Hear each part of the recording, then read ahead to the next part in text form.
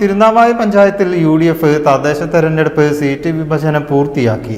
UDF മണ്ഡലം തലത്തിൽ നടന്ന ചർച്ചയിലാണ് ലീഗും കോൺഗ്രസും മത്സരിക്കുന്ന വാർഡുകൾ സംബന്ധിച്ച് ധാരണയായത്. ലീഗ് 15 വാർഡിലും കോൺഗ്രസ് 9 വാർഡിലും മത്സരിക്കാനാണ് ധാരണ. കോൺഗ്രസിന്റെയും ലീഗിന്റെയും 2 സിറ്റിംഗ് സീറ്റുകൾ വെച്ചുമാറിയാണ് സീറ്റ് വിഭജനം പൂർത്തിയാക്കിയിട്ടുള്ളത്. തിരൂർ മണ്ഡലം ലീഗ് ആസ്ഥാനത്ത് നടന്ന ചർച്ചകൾക്ക് ശേഷം മണ്ഡലം കൺവീനർ വെട്ടം ആലിക്കോയ സീറ്റുകൾ പ്രഖ്യാപിച്ചു.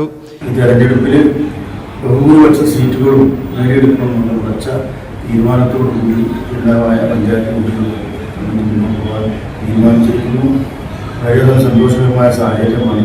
മറ്റുള്ള പല രാഷ്ട്രീയ പാർട്ടികളും പത്രങ്ങളൊക്കെ തന്നെ ഇതിന് വിപരീതമായ റിപ്പോർട്ട് വന്നെങ്കിലും കൂടി UDFിൻ്റെ കരുത്തുറ്റ നേതാക്കന്മാരുടെ ഇടപെടലും അതോടൊപ്പം തന്നെ അണികളുടെ ഭൂരിപക്ഷ മനോഭാവത്തോടു കൂടിയുള്ള നിലപാടുകളും നല്ല ഒരു കാലാവസ്ഥ തെരഞ്ഞെടുപ്പിൽ നമുക്ക് അനുകൂലമായി വരുമെന്ന് പ്രതീക്ഷിക്കുകയാണ്.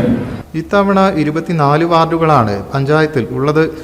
നേരത്തെ കോൺഗ്രസ് മത്സരിച്ചിരുന്ന 10ാം വാർഡും 5ാം വാർഡും ലീഗിനും, നേരത്തെ ലീഗ് മത്സരിച്ചിരുന്ന 20ാം വാർഡും 11ാം വാർഡും കോൺഗ്രസിനും നൽകി. കോൺഗ്രസ് അധിക സീറ്റ് ആവശ്യപ്പെട്ടതോടെയായിരുന്നു പഞ്ചായത്ത് തല ചർച്ചകൾ വഴിമുട്ടിയത്. 3 തവണ യോഗം ചേർന്നിട്ടും സീറ്റ് ധാരണയിൽ എത്താൻ സാധിക്കാതിരുന്നതോടെയാണ് മണ്ഡലം കമ്മിറ്റി ഇടപെട്ടത്.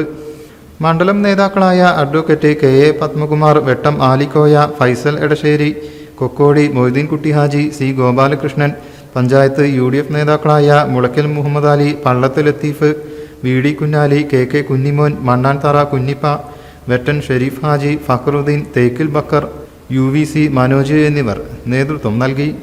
News bureau, Tirur.